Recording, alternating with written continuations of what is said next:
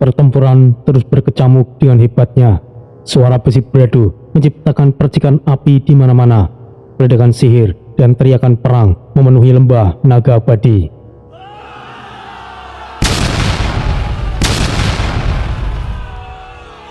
Pasukan dari klan Ponik berhasil memberikan perlawanan yang seimbang.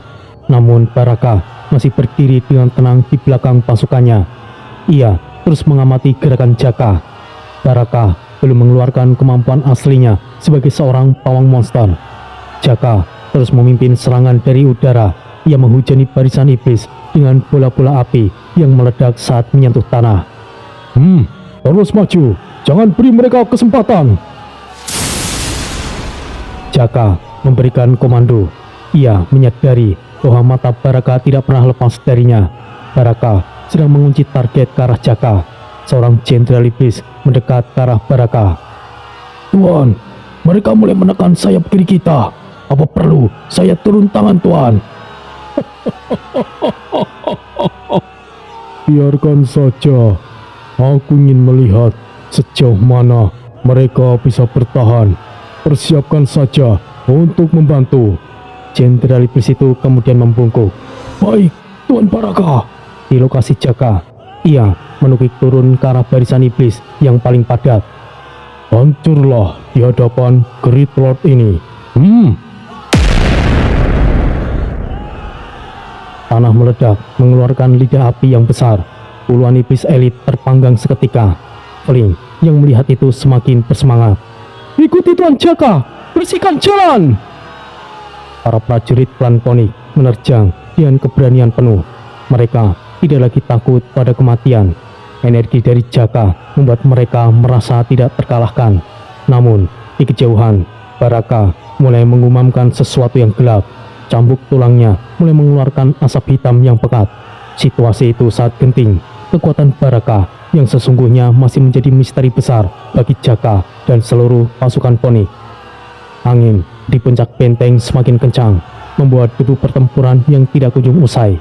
Jaka terus membakar musuh-musuhnya, sementara Baraka bersiap untuk melakukan serangan kejutan yang mematikan.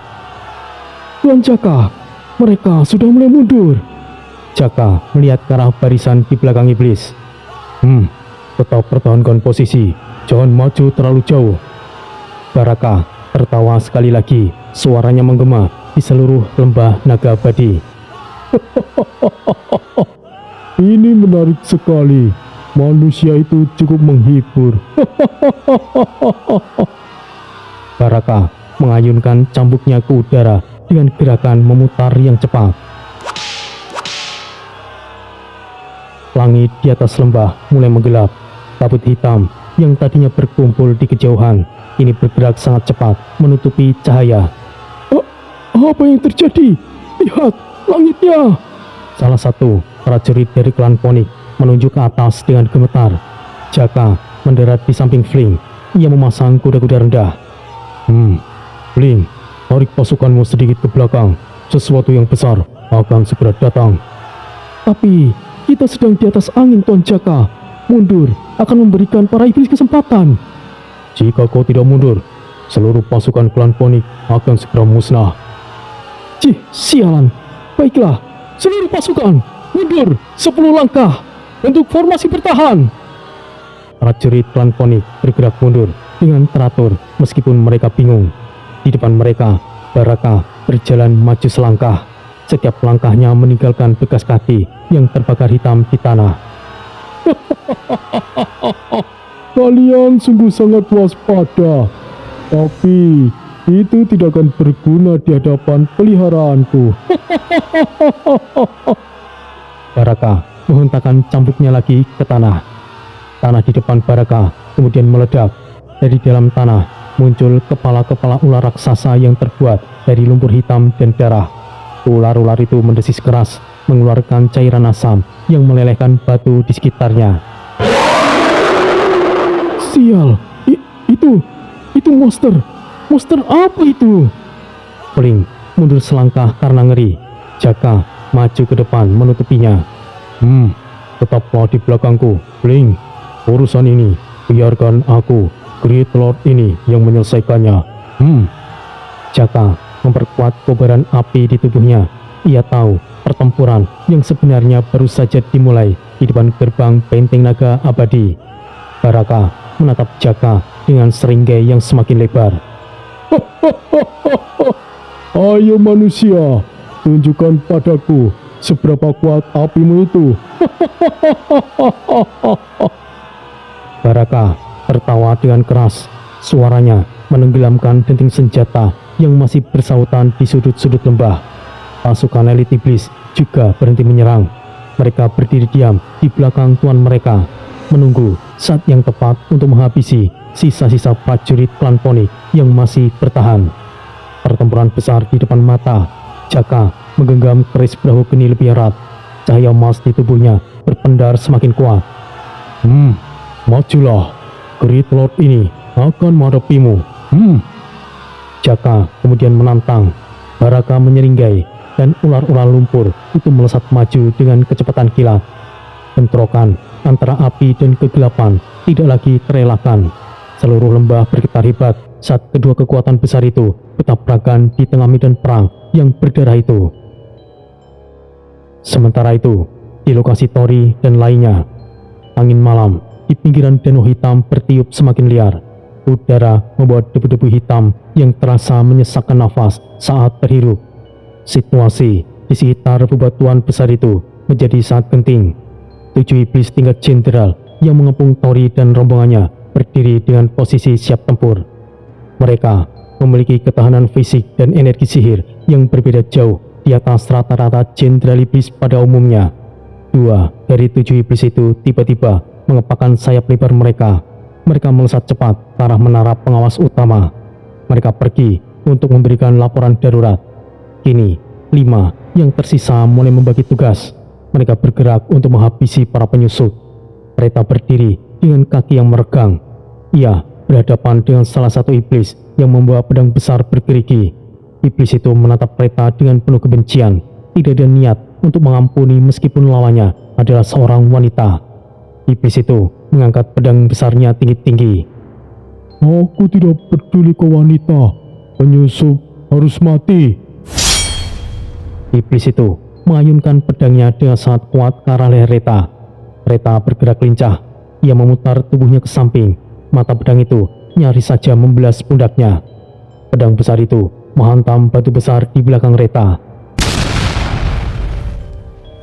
Batu itu hancur berkeping-keping dan debu mulai berterbangan. Reta kembali mendarat. Ia menyunggingkan senyum tipis di wajahnya. Ayolah, kita sesama iblis. Kenapa harus sering bertarung? Bagaimana jika aku memuaskanmu? Reta membuka mulutnya sedikit. Ia menyemburkan asap warna pink pekat dari sela bibirnya. Asap itu memiliki aroma manis yang sangat kuat. Asap itu menyebar dengan cepat ke arah sang iblis. Iblis itu terkejut. Ia segera melompat mundur ke arah belakang. Ia menutup hidungnya menggunakan lengan zirah yang tebal. Iblis itu berteriak dengan suara yang menggelegar. Kurang ajar, apa kau kira aku akan terperdaya oleh pesona jalang sepertimu? Kau akan menyesal. Iblis itu menghentakkan kakinya ke tanah. Kemudian ia kembali memasang kuda-kuda tempur. Matanya berkilat penuh amarah yang meluap-luap. Reta menyadari rayuannya telah gagal total. Ia segera merubah ekspresi wajahnya. Senyuman godaan itu menghilang seketika. Tatapannya berubah menjadi dingin dan mematikan. Reta merubah posisi berdirinya menjadi lebih rendah dan stabil. Sungguh perkataan yang kurang ajar. Baiklah, jika kau ingin kekerasan. Reta menggerakkan tangannya ke balik lengan baju. 2 buah pedang pendek muncul secara tiba-tiba di tangan Reta. Kedua matanya berubah menjadi merah menyala di tengah kegelapan malam. Ia melesat maju ke depan. Reta menyambut serangan iblis itu dengan kecepatan yang luar biasa tinggi.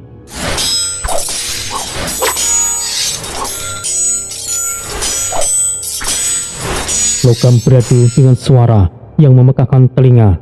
Percikan api muncul di setiap kali bila pedang mereka bertemu. Ledakan energi terjadi di antara mereka. Suara dentingan logam terus terdengar saat kedua iblis itu saling bertukar serangan di antara pepohonan mati. Di lokasi yang tidak jauh dari Reta, Cupid juga sedang bertarung. Ia berhadapan dengan seorang iblis bertubuh tinggi besar. Iblis itu memegang rantai besi yang dipenuhi duri yang tajam. Cupid terus melompat dari satu dahan pohon ke dahan lainnya. Ia menghindari sabetan rantai yang menghancurkan apapun yang disentuhnya. Iblis itu mengayunkan rantainya secara membabi buta ke arah Cupid. "Awas kau iblis kecil! Jika tertangkap, akan aku remukkan kau!" Rantai itu menghantam sebuah pohon besar hingga hancur. Tanah di bawahnya juga ikut meledak. Senjata itu kembali menyambar dahan pohon di dekat Cupid. Batang pohon itu kemudian tumbang dan meledak menjadi serpihan kayu. Cupid bergerak dengan sangat cepat di udara. Tubuh kecilnya hampir tidak terlihat karena tertutup debu hitam yang berterbangan. Cupid menjulurkan lidahnya ke arah iblis itu. "Kik, iblis jelek, kau kira bisa menangkapku? Kik!" Cupid mendarat di dahan lain, kemudian melompat sekali lagi. Ia terus memancing iblis itu masuk lebih dalam ke area hutan yang rimbun. Banyak dahan-dahan melintir di sana. Cupid melompat dari sela-sela batang pohon yang sempit. Setelah beberapa kali berhasil menghindar, Cupid akhirnya tiba di sebuah area sempit. Deretan pohon besar membuatnya terlihat seperti terpojok dan tidak bisa lari lagi. Iblis itu tertawa dengan suara berat dan keras. "Mau lari kemana kau iblis kecil? Kau sudah terjepit sekarang. Tidak ada jalan keluar lagi." Iblis itu mendekat perlahan sambil menyeret rantainya ke tanah. Ia merentangkan kedua tangannya lebar-lebar. Ia bersiap untuk mencengkeram tubuh kecil Cupid yang nampak gemetar. Cupid kemudian mengambil ancang-ancang dari tanah. Ia melompat sangat tinggi ke udara melewati kepala iblis itu. Namun iblis besar itu sudah bersiap untuk menangkap Cupid di udara dengan tangannya. Tetapi tiba-tiba sesuatu yang tidak terduga terjadi secara mendadak. "Oh, sial!" Tubuh kecil Cupid membesar berkali-kali lipat dalam sekejap. Ia berubah menjadi sosok bayi merah raksasa yang sangat berat. Tubuh raksasa itu menghantam dan menindih iblis itu tepat ke tanah. Tanah di bawah mereka kemudian langsung ambles ke dalam karena beban yang luar biasa. Iblis itu menjerit kesakitan karena dadanya terhimpit beban yang sangat berat. "Oh, sial! Minggir kau! Kurang ajar! Akan aku cabik-cabik jika kau tertangkap, iblis kecil!" Tulang sirah iblis itu terdengar berderit keras. Tidak lama setelah mendarat, Cupid kembali menyusut ke bentuk aslinya yang kecil. Ia segera lari menjauh dengan gerakan yang lincah. Iblis itu berusaha bangkit dengan susah payah. Ia memegang dadanya yang terasa sesak dan nyeri. Ia menggeram dengan penuh kemarahan ke arah Cupid yang menjauh. Di bagian lain di medan pertempuran, Roka menghadapi lawan yang berbeda. Ia berhadapan dengan seorang iblis yang membawa sepasang belati panjang. Bilah belati itu terlihat mengkilat karena dilapisi cairan beracun. Meskipun Roka baru saja menggunakan banyak energi untuk mempertahankan dunia kabut, ia nampak sudah cukup pulih. Roka mampu bergerak dengan bebas tanpa beban di tubuhnya. Iblis di hadapan Roka berdiri diam tidak bergerak. Ia memperhatikan setiap gerakan Roka dengan mata yang tajam. Iblis itu berbicara dengan nada meremehkan. "Menyerahlah, maka kau akan mati dengan cepat. Tidak ada gunanya melawan kami di sini." Iblis itu memutar belatinya. Roka hanya menyeringai tipis. Ia merentangkan kedua tangannya ke samping. Aura hitam tipis mulai menyelimuti ujung jari-jarinya. "Apa kau pikir yakin bisa mengalahkanku? Majulah dan kau akan tahu itu." Roka menggerakkan jemarinya perlahan. Iblis itu mengendus udara ke arah Roka. Dahinya mengernyit, heran karena merasakan sesuatu yang tidak biasa. "Kau memiliki bau yang aneh. Kau seperti bukan seorang iblis. Mari kita lihat siapa kau ini."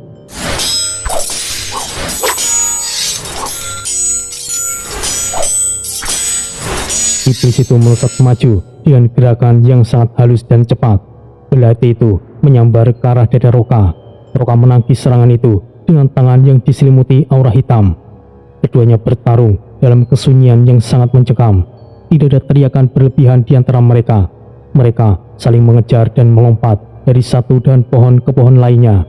Kecepatan mereka membuat bayangan mereka terlihat tumpang tindih. Setiap kali senjata mereka berbenturan, suara denting yang tajam terdengar memecah kesunyian hutan yang mati. Sementara itu, Tori berdiri di area terbuka di pinggiran Danau Hitam. Ia menghadapi dua iblis jenderal yang masih tersisa. Kedua iblis itu berjalan perlahan mendekati Tori. Mereka bergerak memutar untuk mengepung Tori dari sisi kanan dan kiri. Salah satu dari mereka memegang tombak panjang yang berkilat. Iblis satunya membawa sepasang pedang ganda.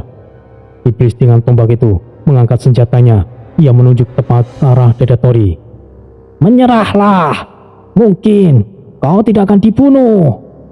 Iblis yang lainnya tertawa kecil dengan nada yang licik.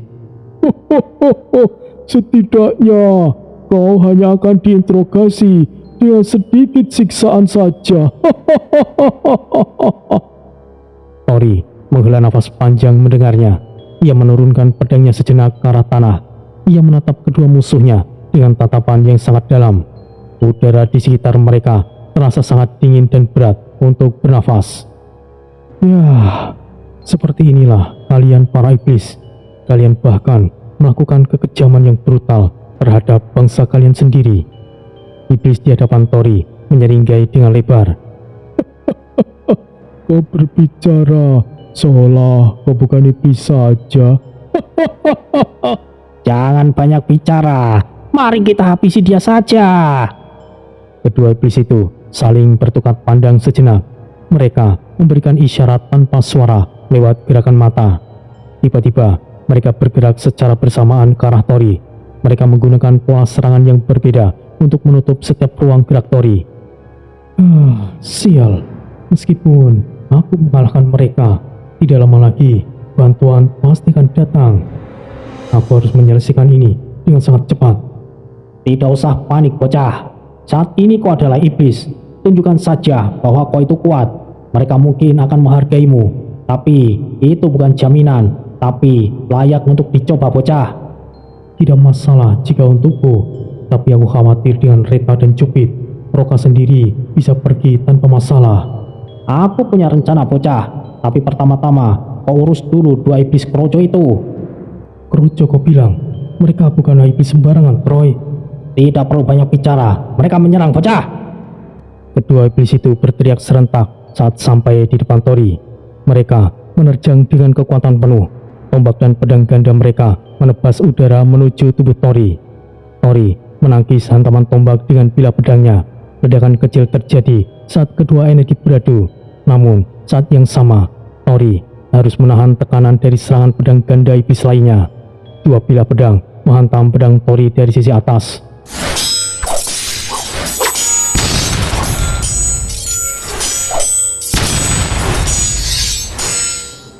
Tanah di bawah kaki Tori retak karena menahan beban serangan yang sangat besar. Ia berhasil bertahan meskipun ia harus menahan beban serangan dari dua arah yang berlawanan. Ia menggunakan momentum ledakan energi untuk mendorong kedua lawannya mundur. Tori melompat mundur beberapa langkah. Ia menciptakan jarak yang cukup aman dari kedua iblis itu. Tori berdiri tegak kembali di tengah lapangan. Ia mencengkeram gagang pedangnya dengan kedua tangannya dengan sangat kuat. Tori berbicara dengan suara yang terdengar sangat tegas dan berwibawa. "Baiklah, aku tidak akan menahan diri lagi. Pedang Dewa Iblis!"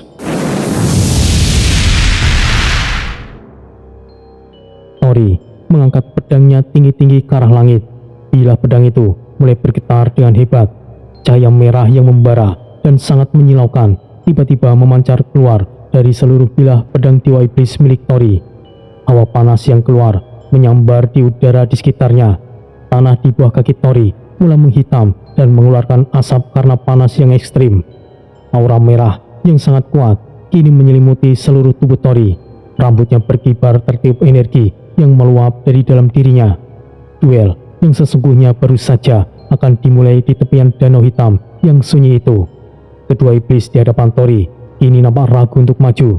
Mereka melangkah mundur satu langkah secara perlahan. Mereka merasakan tekanan energi yang jauh lebih besar dan mengerikan dari sebelumnya. "Apa-apaan aura ini? Ini sungguh sangat berbahaya." "Pedang itu pastinya bukan pedang biasa. Itu akan menjadi milikku." Tori menatap mereka dengan mata bersinar merah tajam. Panas dari pedangnya terus membakar udara malam yang dingin. Tori melangkah maju. Setiap langkahnya membuat tanah di bawahnya retak dan membara merah. Energi merah dari pedangnya membentuk gelombang yang menghancurkan bebatuan kecil di sekitarnya. Kedua iblis itu segera memasang posisi bertahan yang paling kuat yang mereka miliki. Mereka tahu bahwa satu kesalahan kecil akan membuat nyawa mereka melayang dalam sekejap di tangan Tori. Angin di pinggiran danau hitam semakin kencang, membuat debu pertempuran yang panas. Cahaya merah dari pedang Tori menerangi kegelapan hutan yang mati, menciptakan bayangan panjang yang menyeramkan di atas permukaan air danau yang hitam pekat. Tori berdiri kokoh. Cahaya merah yang terpancar kuat dari bilah pedang dewa iblis miliknya menciptakan bayangan panjang yang terus bergerak di tengah kegelapan. Udara di sekitar tubuh Tori terasa mendidih dan panas. Debu hitam yang berterbangan tertiup angin langsung hangus menjadi abu yang sangat halus sebelum sempat menyentuh permukaan pedangnya. Dua jenderal iblis di hadapan Tori mulai merapatkan barisan mereka. Jenderal iblis yang memegang tombak panjang mulai memutar senjatanya dengan kecepatan tinggi. Putaran itu menciptakan pusaran angin yang sangat tajam dan dingin. Sementara itu, iblis lainnya dengan sepasang pedang ganda merendahkan posisi tubuhnya.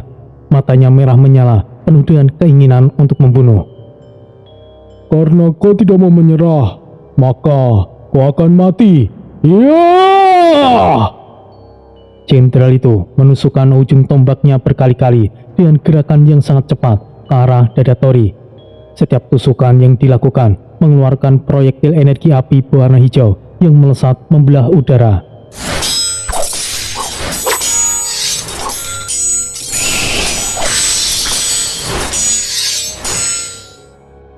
Logam beradu dengan suara yang nyaring.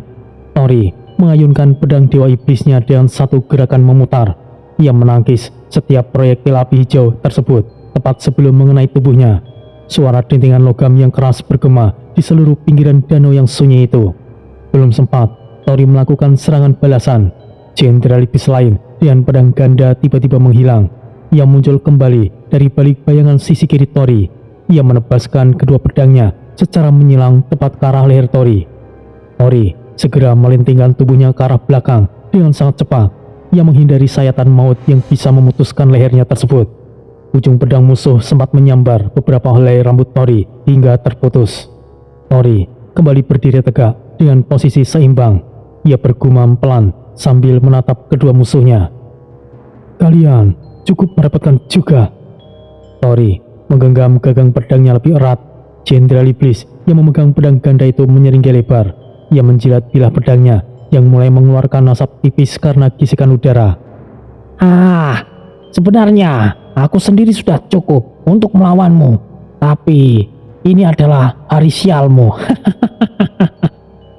Kedua iblis itu kemudian bergerak secara bersamaan dengan gerakan yang sangat sinkron.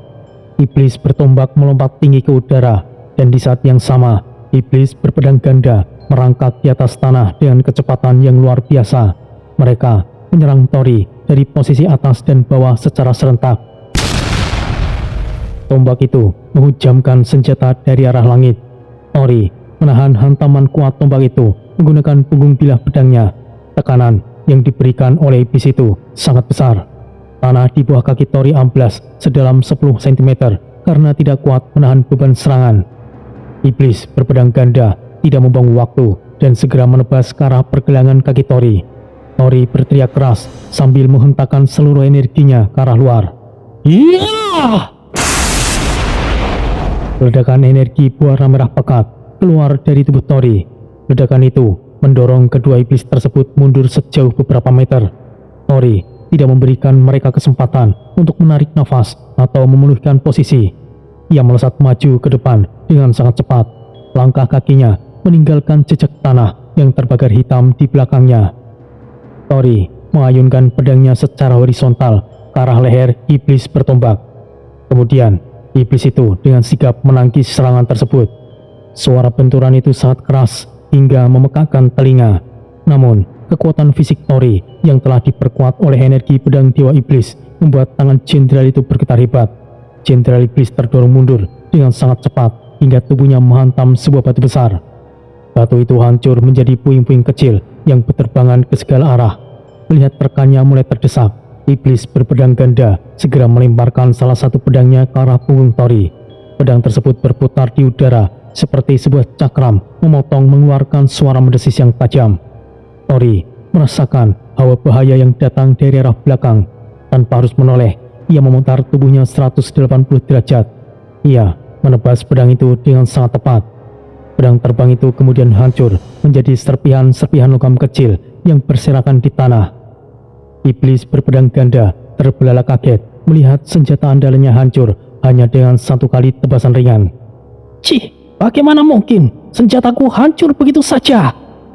Iblis itu mundur beberapa langkah dengan wajah yang pucat. Tori sama sekali tidak menjawab teriakan itu. Ia kembali memusatkan seluruh pandangannya pada iblis tombak yang baru saja mencoba bangkit. Tori menatap musuhnya dengan mata yang dingin. Sudah selesai. Sekarang matilah. Tori mengangkat pedang dewa iblisnya tinggi-tinggi ke udara. Cahaya merah yang tadinya membara kini mulai berubah warna menjadi hitam pekat di bagian tengah bila pedang. Tekanan udara di sekitar mereka mendadak menjadi sunyi. Semua suara di sekeliling seolah-olah tersedot masuk ke dalam bila pedang tersebut. Iblis bertombak menyadari bahaya yang mengancam nyawanya. Ia mencoba melakukan perlawanan terakhir dengan sangat nekat. Ia mengumpulkan seluruh sisa energi iblisnya ke ujung tombak. Energi itu membentuk sebuah bola api hijau yang sangat besar dan panas. Kurang ajar! Kau yang akan mati! Iblis itu melemparkan tombaknya dengan seluruh tenaga yang tersisa. Tombak itu melesat maju seperti kilat hijau yang merobek udara malam. Tori mengayunkan pedangnya dengan satu gerakan vertikal yang terlihat sangat tenang namun sangat mematikan. Sebuah garis cahaya warna merah darah yang sangat tipis namun tajam melesat keluar dari mata pedang Tori. Cahaya merah itu membelah tombak api hijau menjadi dua bagian secara vertikal sebelum akhirnya mengenai tubuh sang iblis bertombak. Gerakan tubuh iblis bertombak itu langsung terhenti seketika. Sebuah garis merah tipis muncul mulai dari dahinya hingga ke bagian bawah tubuhnya. Dan dalam sekejap, tubuh iblis itu terbelah menjadi dua bagian dengan sangat sempurna. Kemudian langsung terbakar hebat dan berubah menjadi abu hitam yang terbang terbawa angin.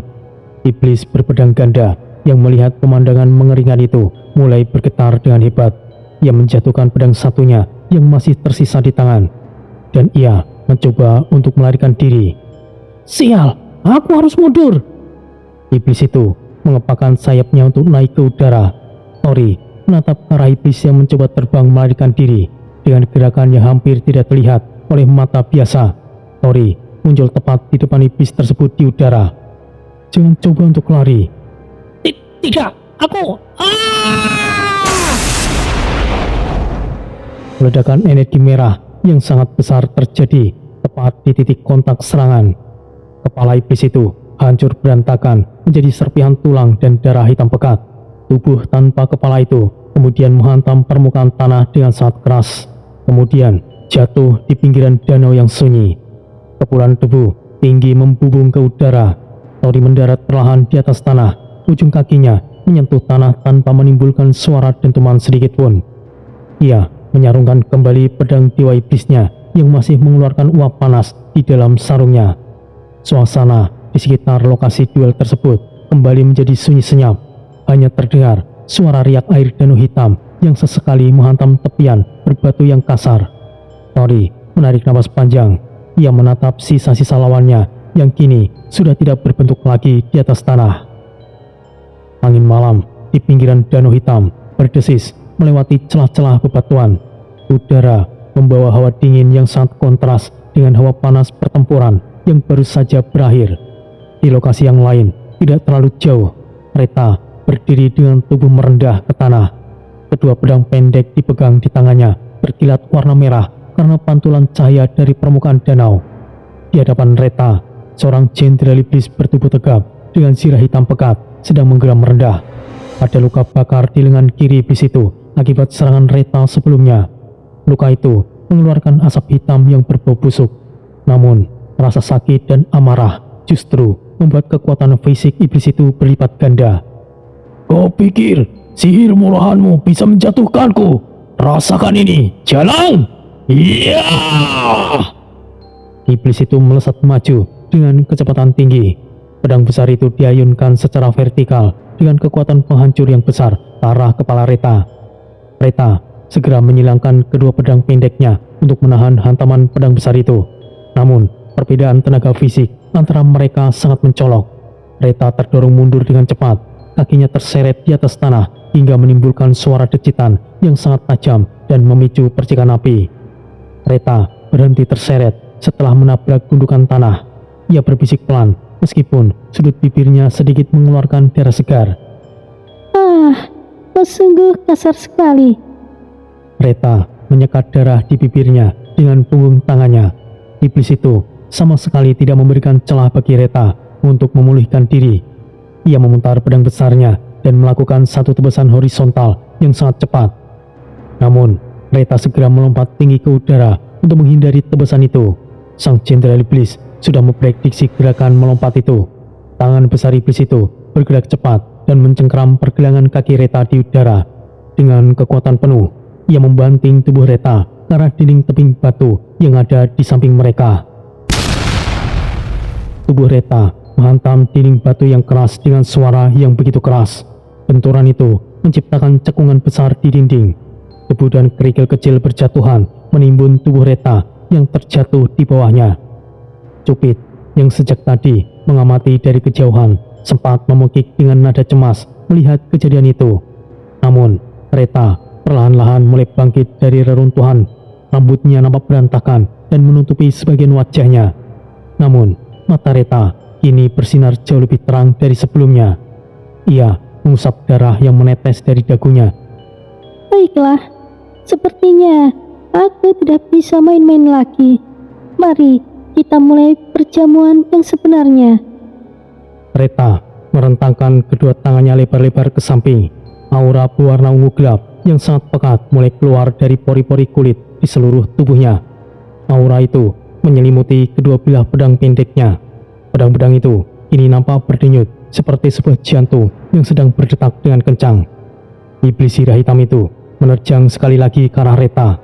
Ia menyerang dengan serangan bertubi-tubi. Namun kali ini, Reta tidak menahan serangan-serangan itu secara langsung.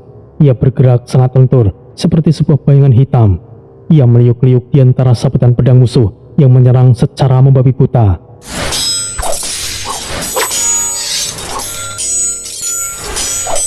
Kemudian, Reta berhasil menyusup ke celah pertahanan lawan. Pedang pendek Reta menyayat lengan kanan sang jenderal iblis dengan sangat cepat. Luka yang dihasilkan tidak terlalu dalam. Namun, ada sesuatu yang aneh terjadi. Darah yang keluar dari luka itu bukan berwarna merah, melainkan cahaya berwarna biru redup. Cahaya biru itu tersedot masuk secara paksa ke dalam bilah pedang Reta. Iblis itu tersentak kaget. Ia merasakan sensasi lemas yang tiba-tiba muncul di lengan kanannya yang terbuka. Oh, apa? Apa yang kau lakukan pada lenganku? Jalan! Iblis itu mundur selangkah sambil memegangi lengannya. Reta sama sekali tidak menjawab dengan kata-kata. Ia terus bergerak melingkar di sekitar tubuh musuhnya. Reta memberikan sayatan-sayatan kecil secara terus-menerus di bagian kaki, bahu, dan punggung musuhnya. Setiap kali mata pedangnya menyentuh kulit iblis itu, suara desisan halus terdengar di udara. Setiap luka yang diberikan oleh Reta adalah gerbang bagi teknik rahasianya yang sangat mematikan, yaitu menghisap jiwa. Cahaya biru redup yang merupakan fragmen jiwa dari sang jenderal iblis terus mengalir keluar dari setiap luka yang ada. Cahaya itu diserap paksa oleh pedang pendek milik Reta. Iblis itu mulai menyadari bahaya besar yang sedang mengancamnya. Wajah iblis yang tadinya terlihat gempal kini mulai terlihat sedikit tirus dan koyo. Pancaran matanya yang merah mulai meredup dan kehilangan cahayanya. Sialan, kau menghisap kekuatanku, dasar pengecut! Iblis itu berteriak dengan nada suara yang nekat. Ia mengumpulkan seluruh sisa energinya ke dalam pedang besarnya. Ia menciptakan sebuah ledakan api berwarna biru yang sangat luas untuk mencoba mengusir Reta dari dekat. Ledakan api biru itu menghanguskan area tanah di sekitar tempat mereka berdiri. Namun, Reta muncul dari balik kepulan asap dengan kecepatan yang tidak masuk akal. Reta kini sudah berada tepat di depan dada sang jenderal iblis itu. Reta mendekatkan wajahnya. Ia membisikkan kata-kata tepat di depan wajah musuhnya yang sudah terlihat pucat pasi karena kehabisan tenaga. Terima kasih atas jiwamu. Rasanya sungguh tidak terlalu buruk. Reta menatap mata iblis itu dengan senyuman yang dingin. Kemudian, Reta menusukkan kedua pedang pendeknya dengan sangat kuat, tepat ke arah jantung iblis itu. Kali ini, Reta tidak menarik kembali pedangnya. Ia membiarkan kedua senjatanya tetap tertancap di sana. Pedang itu berfungsi sebagai saluran utama untuk menghisap habis seluruh sisa-sisa kehidupan musuhnya secara total.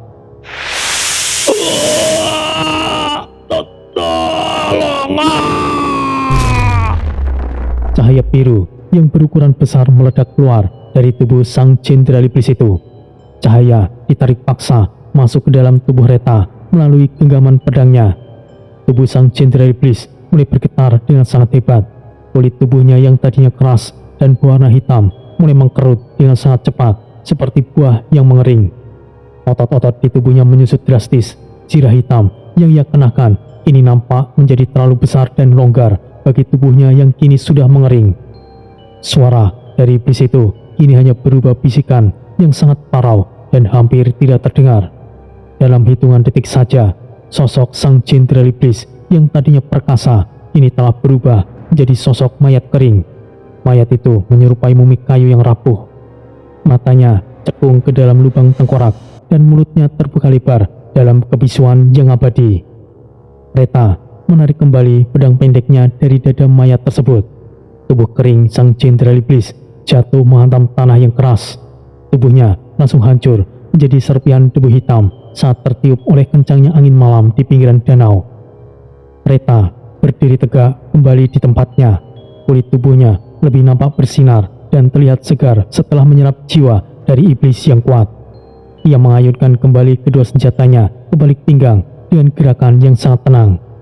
Reta menarik nafas panjang. Ia nampak menikmati energi baru yang sedang mengalir dengan deras di dalam pembuluh darahnya. Iblis tingkat jenderal memang memiliki jiwa yang cukup berkualitas. Reta menggerakkan bahunya untuk meregangkan ototnya. Suasana di area tempat Reta bertarung ini menjadi sangat sunyi senyap. Hanya menyisakan debu hitam dari sisa tubuh lawannya yang terus terbawa oleh tiupan angin menuju ke tengah danau hitam. Reta membalikkan tubuhnya. Matanya mulai mencari posisi rekan-rekannya yang lain di tengah kegelapan malam yang terasa semakin mencengkam dan sunyi. Reta melangkah perlahan menjauh dari sisa-sisa pertempuran. Di kejauhan, ia bisa melihat pancaran energi merah dari arah Tori. Angin malam kembali menderu, menghapus jejak-jejak pertempuran secara perlahan. Danau hitam tetap diam, menjadi saksi bisu dari pertumpahan darah yang baru saja terjadi. Angin malam di pinggiran danau hitam bersiul tajam. Udara yang dingin itu bergerak di antara akar-akar pohon yang melilit dan saling tumpang tindih. Cupid melesat cepat melewati celah-celah akar tersebut. Tubuh kecilnya yang berwarna merah bergerak sangat lincah di tengah kegelapan. Ia memantul dari satu batang ke batang pohon lainnya dengan gerakan yang tidak teratur. Di belakangnya, seorang jenderal iblis bertubuh tinggi besar terus mengejar. Iblis itu memegang rantai besi yang dipenuhi duri tajam. Setiap langkah kaki iblis itu menghancurkan tanah dan mematahkan ranting-ranting kering di bawahnya. Iblis itu menarik nafas dalam-dalam, kemudian ia berteriak dengan suara parau yang penuh amarah. "Berhenti kau iblis busuk, jangan hanya lari seperti tikus!" Iblis itu mengayunkan rantai besinya secara mendatar. Rantai itu menebas deretan semak berduri hingga hancur berantakan. Serpihan, daun, dan dahan berterbangan ke segala arah. Cupid melompat tinggi ke udara. Ia melakukan gerakan salto untuk menghindari mata rantai yang nyaris mengenai kakinya. Cupid mendarat di atas sebuah dahan pohon yang besar. Dahan itu bergoyang keras menahan beban tubuhnya. "Ik, kejar aku, iblis jelek, ik!" Cupid kembali meluncur turun ke area bebatuan yang licin di bawah pohon. Iblis itu semakin murka melihat tingkah Cupid. Nafasnya memburu dan mengeluarkan asap hitam dari lubang hidungnya. Ia mengangkat senjatanya tinggi-tinggi ke udara, kemudian menghentakkan rantai besinya ke tanah dengan kekuatan penuh. Tanah bergetar hebat akibat hantaman itu. Getaran itu membuat keseimbangan Cupid sedikit goyah. Kemudian iblis itu melihat celah tersebut. Ia segera melemparkan ujung rantainya yang berduri ke arah Cupid yang sedang berusaha menjaga posisinya berdiri. Mata rantai itu melesat cepat membelah udara malam. Cupid berguling di atas tanah untuk menghindar. Namun ujung rantai itu sempat menggores bahu kecilnya. Cairan merah terang keluar dari luka bahu Cupid. Ia memegik pelan sambil memegangi bahunya yang terluka. "Au, ini sakit. Aku benci kau, Kik. Kau benar-benar membuatku marah." Iblis itu tertawa lebar melihat Cupid yang kesakitan. Ia merasa kemenangannya sudah sangat dekat. Ia menarik rantainya kembali dengan perlahan. Langkah kakinya yang berat mulai mendekati Cupid. Cupid nampak terpojok di depan di sebuah dinding batu yang buntu. "Habis sudah pelarianmu, iblis kecil. Aku akan remukkan setiap tulang di tubuhmu. Tidak ada lagi tempat untuk sembunyi sekarang." Cupid berhenti berlari dan tidak lagi melompat ke sana kemari. Ia berdiri tegak membelakangi dinding tebing batu yang gelap itu. Ia menundukkan kepalanya dalam-dalam sehingga wajahnya tidak terlihat. Tubuhnya yang kecil mulai bergetar dengan hebat. Aura warna merah pekat yang sangat panas mulai keluar dari seluruh pori-pori kulitnya. Udara di sekeliling Cupid mulai membara dan bergelombang karena panas yang ekstrim. Cupid bergumam dengan suara yang tiba-tiba berubah. Suaranya kini menjadi sedikit berat, jernih, dan penuh penekanan. "Kau terlalu percaya diri. Kau pasti mati. Kau pasti akan mati." Cupid mengepalkan kedua tangannya yang kini membara merah. Tiba-tiba sebuah cahaya merah yang sangat menyilaukan meledak dari seluruh tubuh Cupid.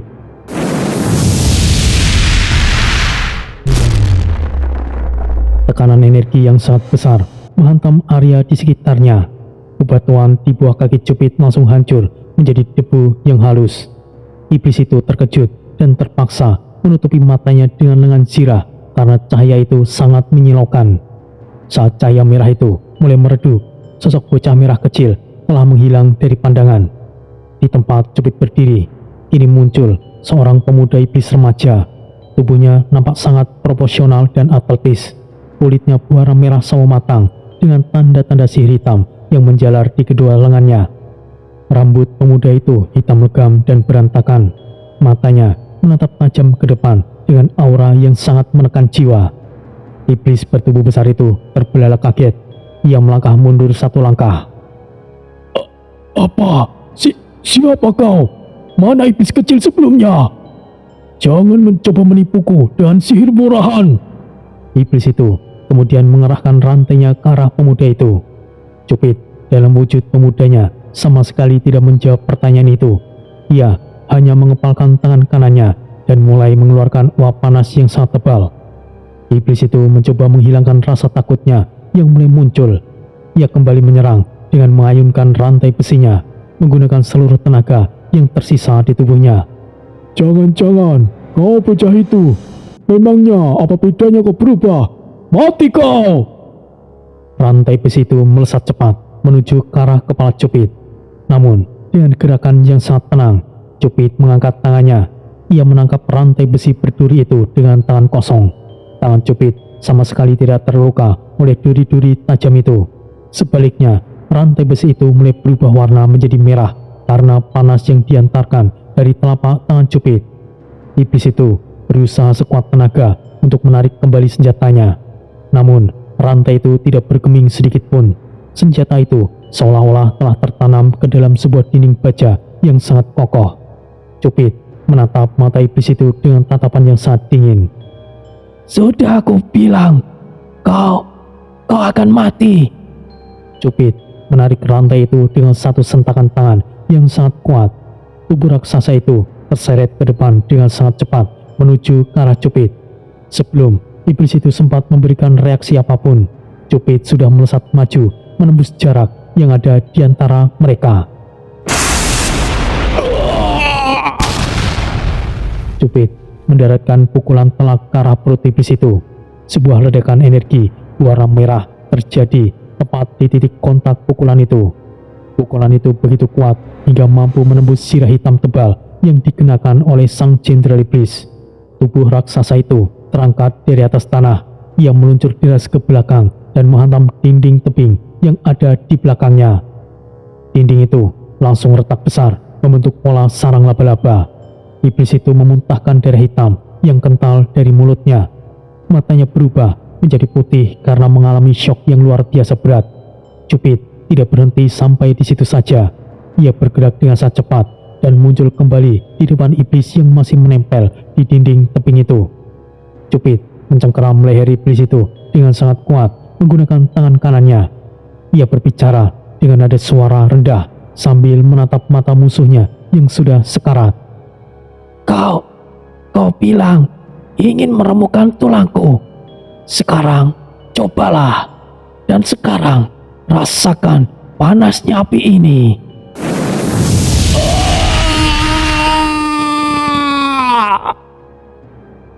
Cupid mengalirkan panas yang sangat masif ke arah tangan kanannya. Dalam sekejap, area leher dan kepala iblis itu mulai membara kemerahan. Asap tebal mulai keluar dari sela-sela sirah di bagian leher musuhnya. Suara teriakan iblis itu terputus seketika. Cupid memberikan satu remasan terakhir pada leher musuhnya tersebut. Remasan itu dibarengi dengan sebuah ledakan energi internal yang sangat dahsyat. Seluruh kepala dan pundak iblis itu hancur berantakan menjadi abu dan serpian daging yang hangus terbakar. Tubuh besar tanpa kepala itu merosot jatuh ke tanah dengan suara debuman yang sangat berat. Cupid berdiri diam sejenak di depan mayat itu. Ia mengatur nafasnya yang mulai kembali tenang. Tubuhnya perlahan-lahan mulai memancarkan sinar merah redup, dan dalam hitungan detik saja, tubuh atletis itu menyusut kembali. Ia berubah menjadi sosok bocah merah kecil yang nampak polos. Cupid mengusap hidungnya menggunakan punggung tangan kecilnya. Dasar iblis yang jelek. Cupid memandang sedikit abu yang tersisa di hadapannya. Suasana di area tebing buntu itu kembali menjadi sunyi senyap. Hanya menyisakan sebuah mayat hangus yang sudah tidak berbentuk lagi di bawah tebing. Cupid membalikan badannya. Ia mulai berlari kecil kembali untuk mencari keberadaan Tori di tengah kegelapan hutan danu hitam yang sangat mencekam.